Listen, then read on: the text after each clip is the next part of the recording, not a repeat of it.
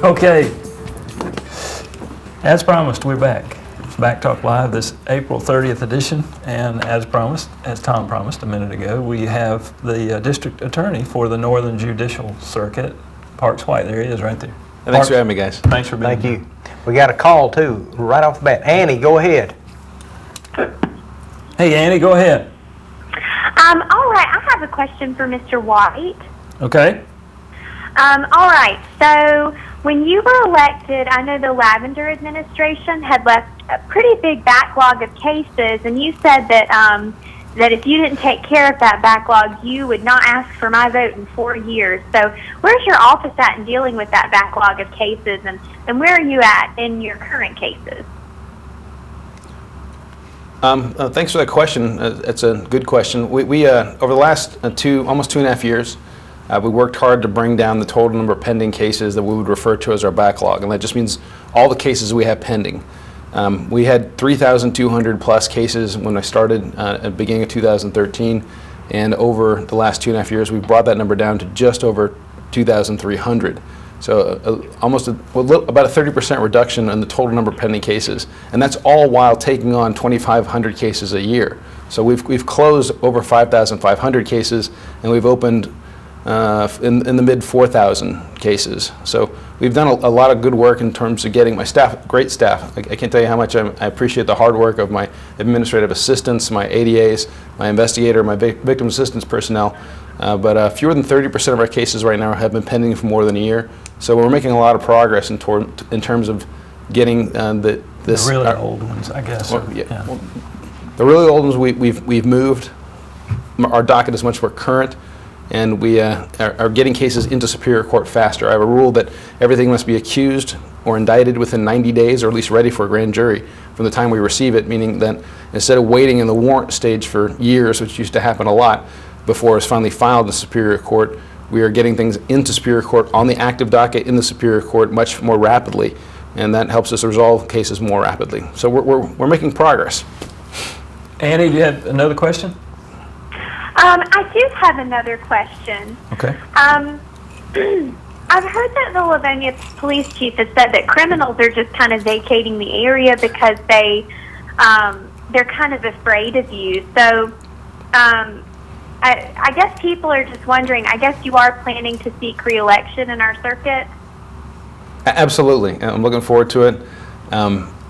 Next year is the election, and Chief Carlisle has been a great supporter of the office, and his group of officers over in Livonia are fantastic investigators and police officers. Actually, there are so many great dedicated members of law enforcement all through the circuit, and it's been our pleasure to work closely with them in tackling the issue of crime within our communities. As far as criminals being afraid of me, I think it is important for people who are considering committing crimes to be worried about the consequences and to be afraid of the court system. I mean, if they're not, then they're emboldened by the system. And so if they, I hope they are. The criminals don't get together at Rotary Club meetings. They don't have clubhouses, but they talk. They talk in probation detention centers, they talk in jails. And we want the message to be that we're coming after you. And we want them to be worried. And we think that it's resonating in the criminal community that there's a new district attorney in town, and that we are zealously pursuing those that would break the law, and particularly those that would hurt other people. Thank you for that question. Thank you. Thank you, Annie, for calling. So you are going to run for re-election? Absolutely. My good friend Bill McSwain told me some years ago that you don't vote for somebody, you vote against somebody. Now you're going to have opposition, I understand. I am, yes. Yeah. Yep. So you got any bragging you can do or anything like that that you're going to do in the campaign that you can tell us about? Sure. Well, and hopefully, what I'm hoping is that the people will vote for me and not against my opponent. My opponent is a young ADA who practices outside, who lives within the circuit but practices in the Piedmont circuit. He's a very sharp young attorney. We actually tried to hire him twice, but he was able to be paid more by the district attorney he works for, and I understand that and why he didn't want to come aboard, since we couldn't provide him the same resources that he was able to get over in the Piedmont circuit. But we're not obviously, in any government office, you can't make everyone happy. And there are a lot of people out there that we have made unhappy. And primarily these are criminal defense attorneys and criminals. And I know that there are a large number of criminal defense attorneys who do not live within the Northern Judicial Circuit, but who practice here. And they're not happy that they're not getting their way. And they've bankrolled someone to run against me. And that's fine, because competition's a great thing. This is a democracy. It's important. And they're important that there be checks and balances, and that people have a chance to review what we've done over the course of my first term and determine whether or not they still want this kind of prosecution in the Northern Circuit. I think that they will. I hope that they will, because we've made tremendous progress. We've turned the conviction rate around from 24% at trial against public defenders to 90% at trial. As I mentioned, the backlog's been one of the things we tackled. We've brought that down. We've reduced the number of pending cases over a year old to under 30%. And we have sent a lot of really bad people to prison for a long time, and we will continue to do so. Do you have other political aspirations? Are you trying to climb a ladder or anything? No, this is the best job you can have in government. As a lawyer, it's the best job you can have is to be the prosecutor, the person who's representative of the state, who gets to champion victims' rights and the opportunity to make your community a safer place. There's no finer job in the world.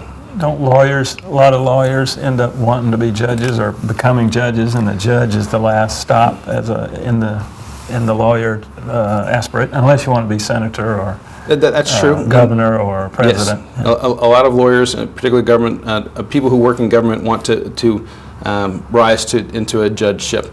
Now, I've always said that I'd rather play the game than referee. And when Judge Bailey retired last year, I put my name in with the Judicial Nominating Committee because there was a vacancy on the bench. And the reason I did that is because with Judge Bailey leaving, it meant that we had no felony prosecution experience on our bench, and I think that's important. So when I went down before the Judicial Nominating Committee, the first question they asked me was, why now? Why do you want to be a judge? And my response was, I don't want to be a judge. I love being a prosecutor. I just don't want to see the wrong person get the position, because it's an abusive judge in a community when you only have 3 judges on the bench can be devastating to the community.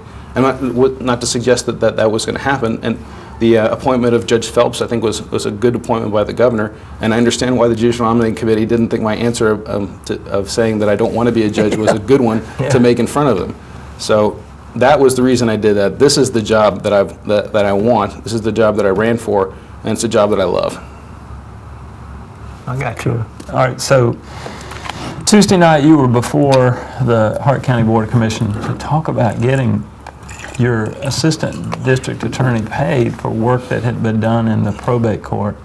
If you can do it much quicker than I can, explain why the assistant district attorney has been in the court and what it was that you were asking Hart County to do as far as funding. Sure. The probate court is not a court that our office is required to prosecute in. We're required to prosecute in Superior Court, matters that arrive in Superior Court. That's the obligation of the district attorney. Now, this probate court handles traffic offenses, including DUIs, and some other minor offenses, including DNR cases and simple possession of marijuana cases in some circumstances. But you need a prosecutor there. And since 2010, the Hart County Board was funding a private attorney to provide the role of a prosecutor in the office. And then last year there were some issues, not with that prosecutor. That person was doing a good job, but there were some issues with regard to cases that weren't being adjudicated in open court and without input from the state. And upon learning this, then I asked my ADA to go and fill in the role of the solicitor and represent the state in probate court to make sure that kind of thing would stop, hopefully, is what we wanted it to occur. And the statute says that when a district attorney provides staff to the probate court to perform those functions, that the county governing authority pays them what they have allocated to pay them. And that money had already been allocated in the budget. And so what I was requesting was that my young ADA, who has a massive amount of student loan debt, as most people graduating from law school do, and who gets paid a very low salary from the state, be allowed to be paid for the services he was providing that were the same services that were being provided and funded by the Hart County. And I really appreciate the fact that the board approved that because it means that hopefully we'll be able to keep this prosecutor that we're training to be a good prosecutor in our office for a longer period of time. I got you. Oh, I just wondered, no, seems like they had brought it up the meeting before, and nothing happened. I can't remember. Did they table it or something? I mean, I don't really understand if it's already allocated in the budget, why you had to take time out of your day to come and make a pitch. I think they wanted to ask questions, and I'm not sure that whether or not they were aware that it was already allocated. So at the request, they tabled the issue, and I spoke to the county administrator and I requested the opportunity to appear before them, and I'm grateful for the fact that they allowed me to speak to them on it, and that they approved it, because I think it's important that we're able to provide some additional funds for my assistants. I've never asked for a county supplement for myself, or supplement to my salary. There are 49 judicial circuits in the state of Georgia. 41 of them provide a salary supplement to the district attorney. This is one of the 8 that doesn't. I haven't asked for one. They provide salary supplements to the Superior Court judges. Still, it's not something that I'm not, this isn't me coming to them saying, I want more money for myself. I want my staff to be able to operate in a way that one, they aren't being run ragged. Stay. Right, and that they stay. So. Yeah. That was what it was about. This is not anything. This is not a benefit to me. I haven't asked for any additional funds for myself personally. The funds I've asked for are for additional staffing, so we can do the job better, and for the ability to perform our job in a building that isn't dilapidated and falling apart. I was going to suggest that we take a break, but it sounds like we may have Got a call. a call. Maybe we can take a break after the call. Yeah. We got Austin We Weaver have is helping us Gadfly on the phone. helping us. Gadfly, go ahead. Thanks for calling. Yeah, I was listening to the program the other night on Channel 3, the commission meeting. Can you elaborate a little bit more? I think I understood you said that 40% of DUI cases were dropped because we didn't have the proper representation at the hearings. Did I misunderstand that? No. Last year we obtained 5 years of records from the Georgia Crime Information Center's database related to DUIs that were adjudicated in the probate court, and what we found that was 40% of them were reduced to non-fingerprintable offenses or dismissed.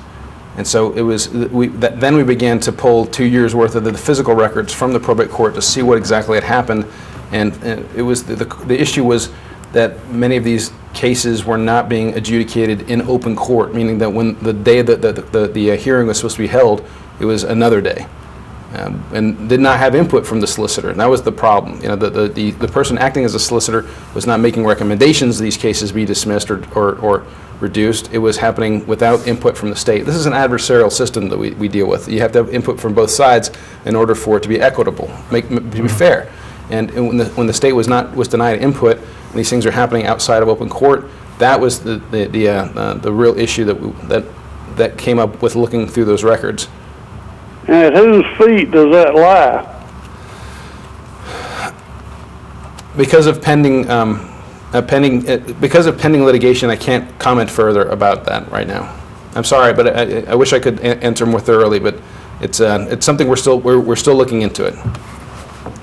No wonder we have to rearrest all these people for DUI. They get out without a hearing. Well, those cases we can't do anything about those cases because they're closed and they're adjudicated. I understand. But what we're trying to make sure is that there isn't some sort of star chamber secret thing going on anywhere that allows for cases to be disposed of without actual oversight and public scrutiny of the manner in which cases are adjudicated. Well, I appreciate the job you're doing. Keep it up. Thank you, sir. Thank you, Thanks for the Gadfly. call, Gadfly. On that note, we're going to take a quick break and stay with us. We'll be back with the district attorney right after this.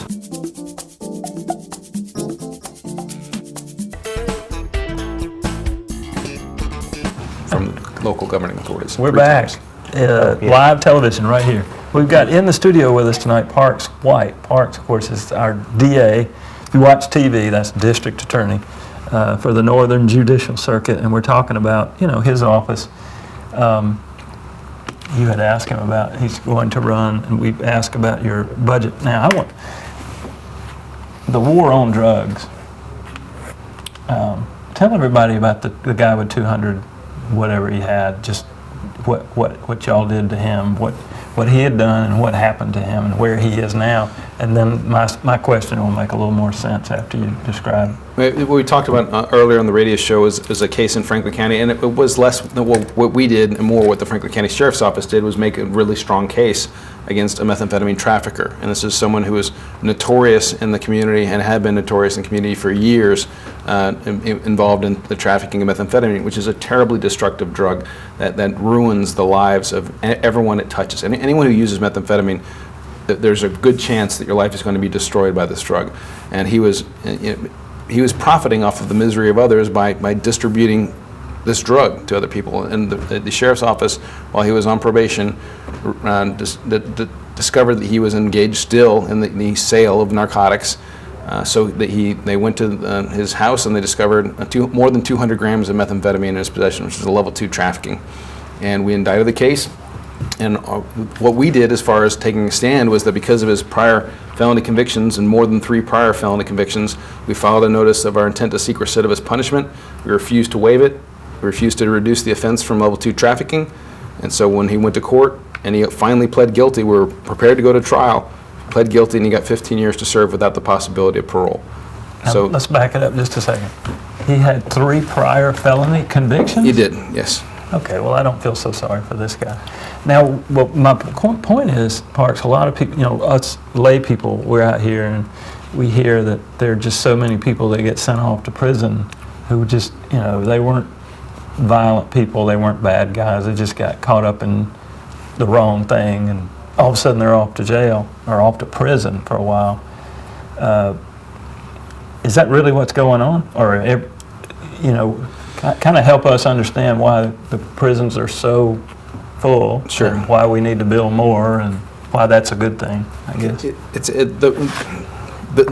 There's this misconception I think that a lot of the public has that our prisons are full of nonviolent drug offenders.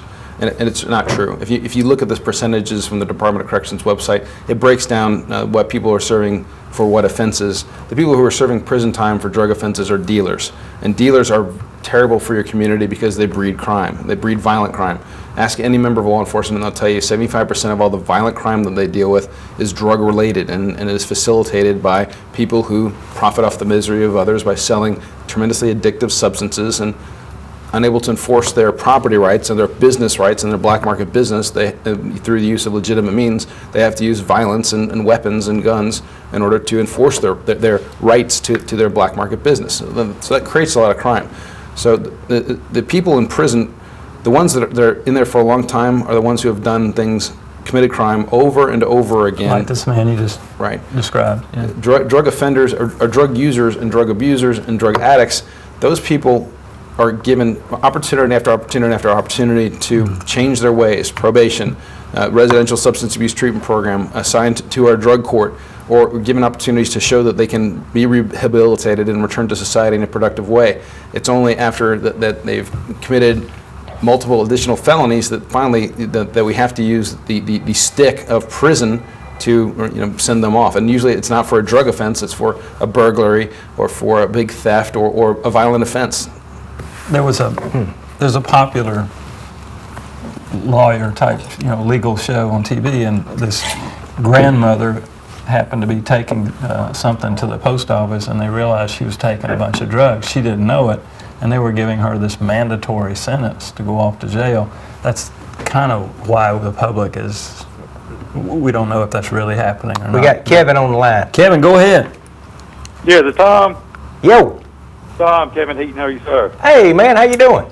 Good, thanks. Hey, I just read an article recently, somewhere a few weeks ago, I think it's out that 92.1 FM radio station, where the Livonia police chief said that drug arrests were down big time because so many drug dealers were sent to prison. I just want to throw my 2 cents in.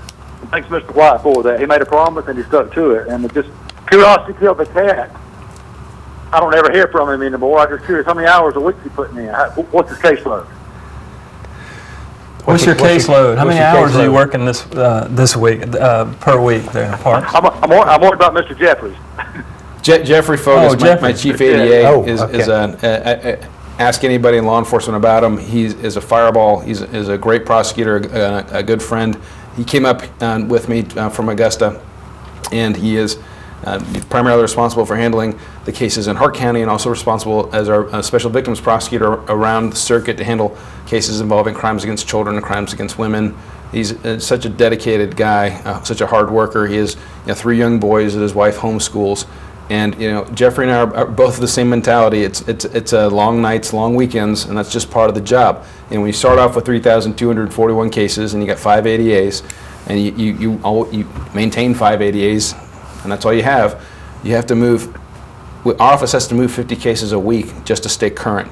In order to get the backlog down, we have to move more than that to advance the office and get it to a point where we have hopefully a caseload that's less.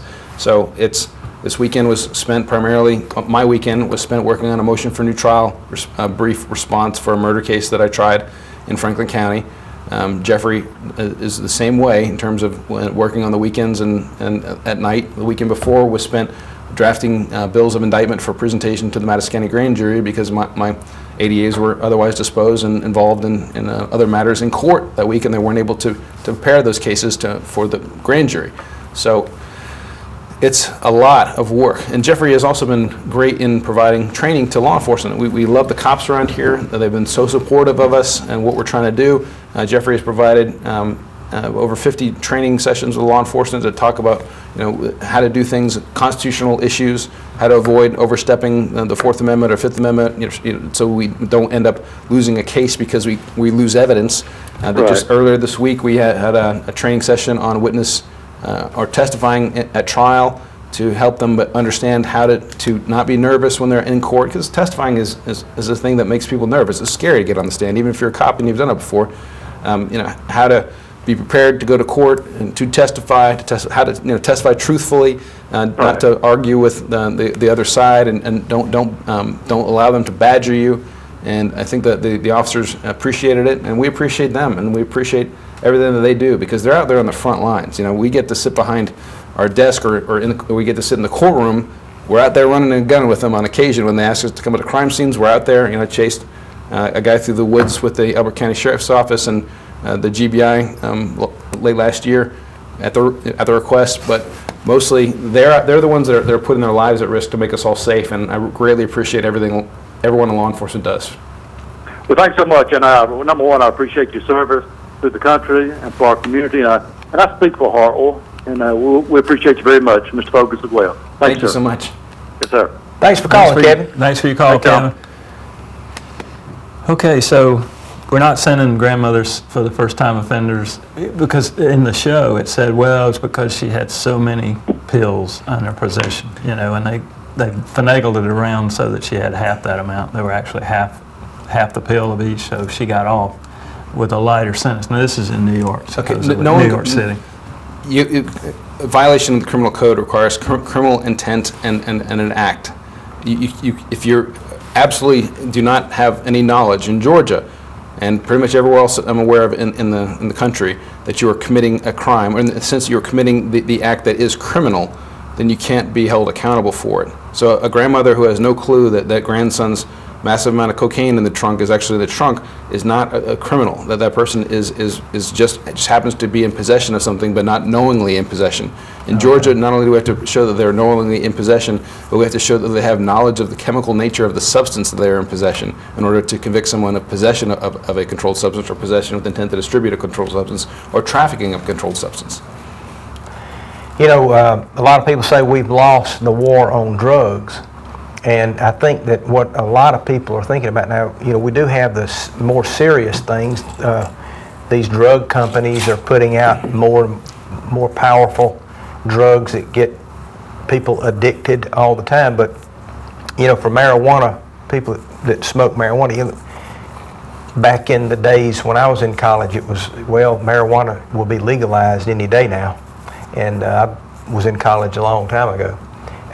Do you see it coming that those laws are going to be relaxed in Georgia, the marijuana laws? Bear in mind, marijuana laws in Georgia are not, possession of less than an ounce of marijuana in Georgia is a misdemeanor. It can be adjudicated by way of a citation and go through a probate court. So less than an ounce is punishable by a maximum of 12 months in jail. Usually it's fine and probation, almost always. Possession of more than an ounce is a felony with a potential penalty of 1 to 10 years for possession of more than an ounce of marijuana. The legislature made progress this last session and by legalizing low THC cannabis oil for the purpose of treating epileptic seizures in children, which is a different category altogether. It doesn't have the same, the cannabinoids in this oil aren't the same as you would get in marijuana. It's not designed to give someone a high. It's designed to avoid children having seizures. With regard to marijuana use for recreational purposes, I don't see that happening in Georgia. I don't see the legislature deciding that we need to legalize it and allow people to consume it. I know that Washington and Colorado have launched into an experiment with it, and that's great because that's what our country is about, in the sense that our nation was designed to be 50 laboratories of liberty. Well, not 50 at the outset, but that's the concept. Small federal government, and let the states make the decisions about how they want to set up their government and what laws they want to have. So we'll see what happens in Colorado and Washington. But do I think that the public is behind the idea of fully decriminalizing or legalizing marijuana? I don't believe they are, not in Georgia. Parks White, he's the District Attorney for Northern Judicial Circuit. Thank you for your service. Thank you. Thank you, sir. I hope you'll come back during the course. campaign. Thank you for having At me. least come back during the campaign, right? Absolutely. Okay. Yeah. All right. Thank We'll you, be sir. back with more BackTalk Live.